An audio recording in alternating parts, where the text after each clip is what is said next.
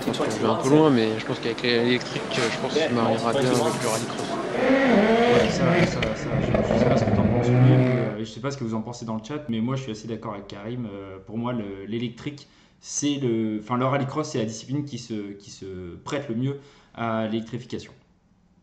Bah oui, effectivement, je suis assez d'accord aussi, puisque t'es avec un moteur électrique et des batteries derrière, etc.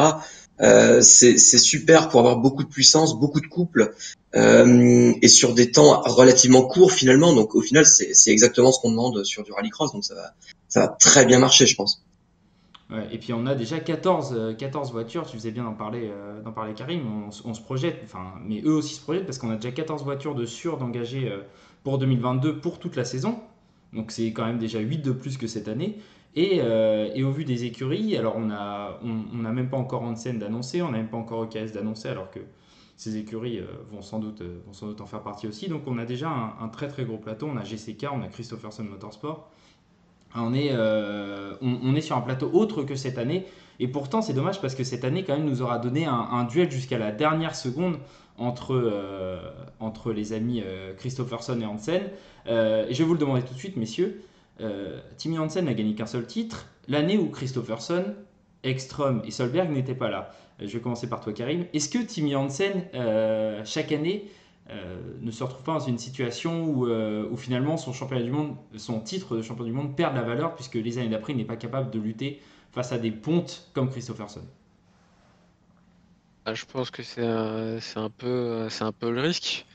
Après, comment dire? Je pense qu'un titre de champion du monde, bon, bah, ça se galvaude pas, mais c'est vrai que je pense que dans sa tête, ça doit quand même un peu trotter. Un peu, c'est psychologique. J'ai un peu l'exemple en tête de Romain Dumas lorsqu'il gagne les 24 heures du Mans la première fois avec Audi. Il disait, même si c'est complètement malsain, en fait, le fait de ne pas avoir encore gagné avec Porsche, ça galvaudait la valeur quelque part de sa victoire en 2010. Et qu'il a pu mieux apprécier sa victoire en 2010 une fois ayant gagné avec Porsche. Et je pense que euh, comment dire, une fois qu'il aura eu peut-être ce titre dans des circonstances différentes, bah, il pourra peut-être mieux apprécier ses accomplissements précédents. Mais la question c'est est-ce que ce titre va venir finalement parce que cette année on a vu Christopherson qui a très mal démarré, qui a eu beaucoup de mal avec l'Audi en début de saison, qui même s'est retrouvé à l'OEAC à ne pas participer à la finale dû à un contretemps, un changement de pièce et il n'a pas pu aller à temps sur la grille. Et finalement petit à petit il est remonté jusqu'à gagner, jusqu'à être à égalité à la fin du championnat après cette dernière manche, mais avec un nombre de victoires supérieur puisqu'il avait 3 victoires et Hansen n'en a que 2. Timmy Hansen n'en a que 2 puisque son petit frère Kevin en a une aussi. Et au final, on a l'impression que. Enfin, moi j'ai l'impression que l'ami Hansen s'est fait manger psychologiquement et je me dis pourquoi est-ce que ça changerait les années suivantes. Il y a Gronholm qui d'année en année confirme son statut. Il y a Christopherson, tu faisais la comparaison avant qu'on soit en live avec Yvan Muller, mais c'est clairement c'est en train de devenir ça. Enfin, on est,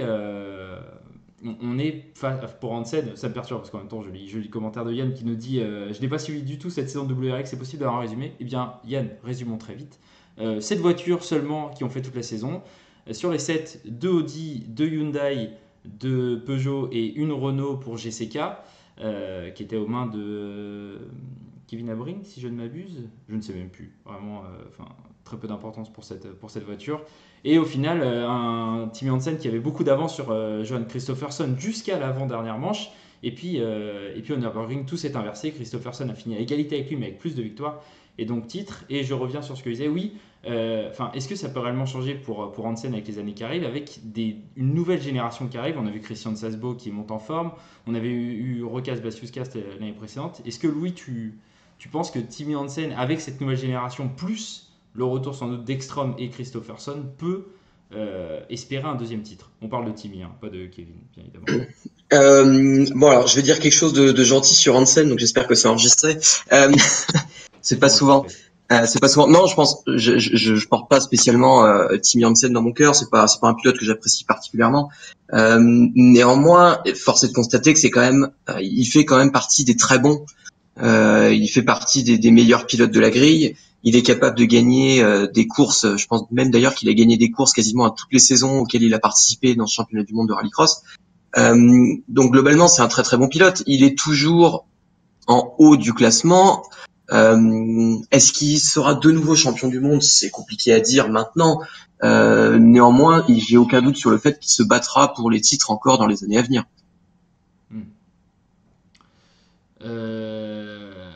Mon cher Karim, cette saison 2022, avec ce qu'on a parlé de cette électrification, mais on n'a pas parlé du fait que toutes les voitures allaient être les mêmes. Très important. Est-ce que tu es pour, parce que ça c'est quelque chose qui divise le monde du sport auto, est-ce que tu es pour cette unification, toi, avec tout le monde qui a la même voiture, ou est-ce que tu aurais aimé que chacun apporte sa solution électrique?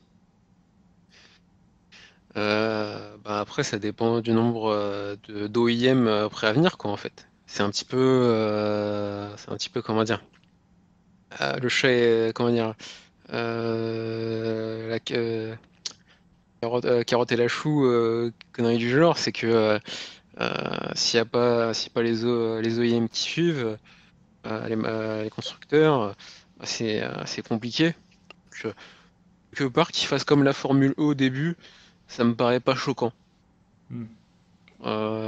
C'est-à-dire que je pense qu'il faut sécuriser le championnat, d'autant plus que c'est pas un championnat comme le WEC qui est, je dirais, dépendant de la présence de constructeurs. Donc, tant qu'à faire, autant justement s'appuyer sur ce répit pour pouvoir structurer, avoir un socle d'écuries privées intéressante, quoi. Je le vois plus sous cet angle. Je vais me permettre de rebondir un peu sur ce que tu dis. Moi, j'irais même plus loin, en fait. C'est que, au-delà du fait de sécuriser le championnat par un certain nombre de voitures, par un certain nombre d'équipes engagées, etc., etc., le rallycross, contrairement à l'endurance, au WEC ou à la Formule 1, etc., ça a jamais vraiment été un championnat de recherche technologique, de développement de nouvelles technologies, etc., etc. Donc au final, si tout le monde a la même voiture, c'est pas vraiment un souci. Le principe du rallycross, c'est plus, en gros, de faire des courses un peu fun, un peu tendues, électriques, où il se passe beaucoup de choses. Enfin, électrique, sans mauvais jeu de mots du coup, mais où il se passe beaucoup de choses, où ça va frotter entre les pilotes, etc., etc. Et finalement, si tout le monde a la même voiture, ça ne peut être que meilleur pour le spectacle. Et je pense que c'est vraiment le spectacle qui est au centre du rallycross et pas la recherche technologique. Donc au final, oui, ça a du sens que tout le monde ait la même voiture, je pense. Et puis, du coup, avec cette coque uniforme, moi, l'avantage que je vois, et d'ailleurs, enfin, déjà, je trouve, je suis tout à fait d'accord avec Karim, j'aime beaucoup la comparaison avec la Formule E. Ça me plaît beaucoup ce début d'ère fait comme la Formule E avec un seul groupe propulseur. Mais moi, j'aime l'idée qu'on va avoir à la fois des voitures très vieilles, comme par exemple la Lancia Delta qui a été annoncée par GCK, et de l'autre côté, peut-être des nouvelles versions. Là, comme tu avais tout un châssis à faire, les Hansen étaient un peu bloqués avec les Peugeot 208 V1.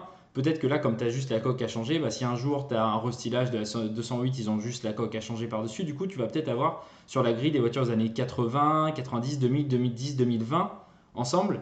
Et je trouve ça super parce que ça représente vachement le rallycross. Et c'est exactement ce qui se passe en Rallycross Europe où tu as des générations de voitures très différentes, où parfois tu as des Fiesta 4, 5, 6, 7 ensemble et qui se battent avec les mêmes performances. Et je trouve que c'est une chouette idée. En vrai, surtout pour un sport qui doit être vachement graphique et visuel. Parce que c'est un sport de jeunes, c'est pas un sport de boomer comme ce dont on va parler ensuite. Là, on est vraiment chez les jeunes, normalement. Est-ce que vous avez autre chose à rajouter, messieurs, ou est-ce que dans Eh le ben, chat il y a des choses à rajouter sur, moi, sur j'aimerais quand même rajouter un truc, pas vis-à-vis de cette saison-là, qui m'a fait extrêmement plaisir, de voir Christopherson coiffé au poteau Tim Janssen, ça m'a fait grand plaisir. Mais plus sur ce que tu disais, et justement avec la Delta engagée par GCK, j'ai vu les rendus de la voiture. On est d'accord, c'est une Delta des années 90, une Delta Groupa, quoi, l'équivalent de la Delta Groupa fin des années 80, début des années 90. Je comprends pas trop le délire parce que finalement, les grosses Delta qu'on voyait surtout en rallycross et celles qui étaient super impressionnantes, c'était plutôt des Delta S4, donc de la génération précédente. Et je comprends pas trop pourquoi ils ont choisi cette carrosserie-là plutôt que la Delta S4 précédente, en fait. Et moi, je serais plutôt parti sur une Delta un peu plus ancienne, en fait. Je sais pas Est-ce que si vous Karim, me tu aurais rejoignez là-dessus. un tips là-dessus? Après, comment dire, je pense aussi, après, je sais pas, peut-être dire une grosse ânerie, hein, mais je pense aussi que De toute façon, moi, en tant que Français, un petit peu de façon cocardière, moi, c'est plutôt justement les dernières versions de la Delta qui me plaisent. C'est-à-dire qu'en gros, là, les Delta de Oriol, Sabi et compagnie, au début des années 90. Alors peut-être que c'est selon ce principe-là et peut-être pas selon mon point de vue de faire un truc le plus vénère possible, mais je sais pas. Là pour le coup c'est vraiment une bouteille jetée à l'encre, hein. Mais Moi, étant donné que c'est Guerlain Chicherit, je me pose, c'est je me ça. pose juste la question, savoir si c'est plus une dédicace Oriol. Ouais, ou Qu'autre juste chose. un kiff perso de Chichery qui a peut-être une préférence personnelle pour cette voiture-là. Oui, non, mais effectivement. Et puis, moi, j'ai très hâte de voir la livrée parce que ces dernières années, les voitures de GCK avaient des livrées très complexes et assez magnifiques. Donc, j'ai très hâte de voir. Est-ce qu'on aura des livrées différentes sur les deux ou trois voitures? Je sais plus combien ils en ont annoncé, mais ouais, moi, j'aime bien ce concept en tout cas.